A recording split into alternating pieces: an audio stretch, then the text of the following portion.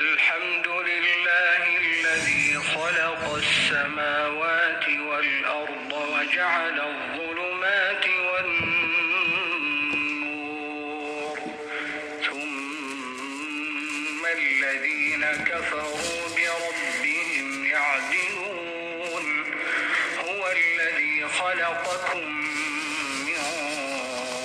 طين ثم قضى أجلا وأجل مسمى عنده ثم أنتم تمترون وهو الله في السماوات وفي الأرض يعلم سركم وجهركم ويعلم ما تكسبون وما تأتيهم من آية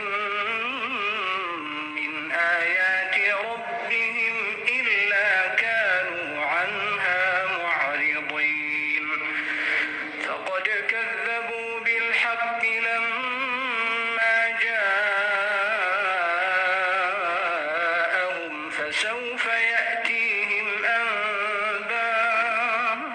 أنباء ما كانوا به يستهزئون ألم يروا كم أهلكنا من قبلهم من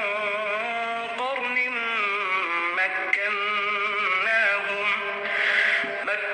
مكناهم في الأرض ما لم نمكن لكم وأرسلنا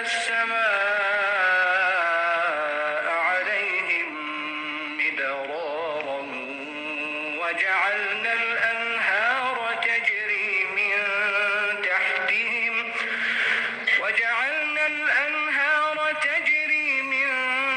تحتهم فأهلكناهم بذنوبهم وأنشأنا من بعدهم قرنا آخرين ولو نزلنا عليك كتابا في قرطاس فلمسوه بأيديهم لقال الذين كفروا إن هذا إلا سحر مبين وقالوا لولا أنزل عليه ملك ولو أنزلنا ملكا لقضي الأمر ثم لا ينظرون ولو جعلناه ملكا لجعلناه رجلا وللبسنا عليهم ما يلبسون ولقد استهزئ برسل من قبلك فحاق بالذين سخروا منهم ما كانوا به يستهزئون قل سيروا في الأرض ثم انظروا كيف كان عاقبة المكذبين خلقناكم فلولا تصدقون أفرأيتم ما تمنون أأنتم تخلقونه أم نحن الخالقون نحن قدرنا بينكم الموت وما نحن بمسبوقين على أن نبدل أمثالكم وننشئكم فيما لا تعلمون ولقد علمتم النشأة الأولى فلولا تذكرون أفرأيتم ما تحرثون أأنتم تزرعونه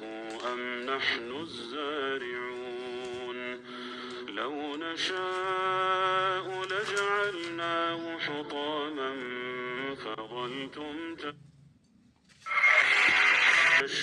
تشربون أأنتم أنزلتموه من المزن أم نحن المنزلون لو نشاء جعلناه أجاجا فلولا تشكرون أفرأيتم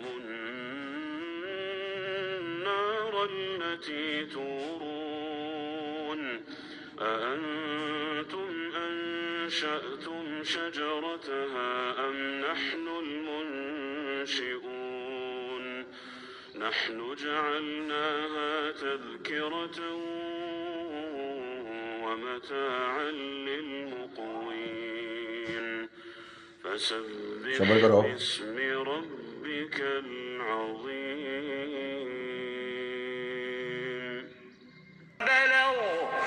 أئنكم لتشهدون أن مع الله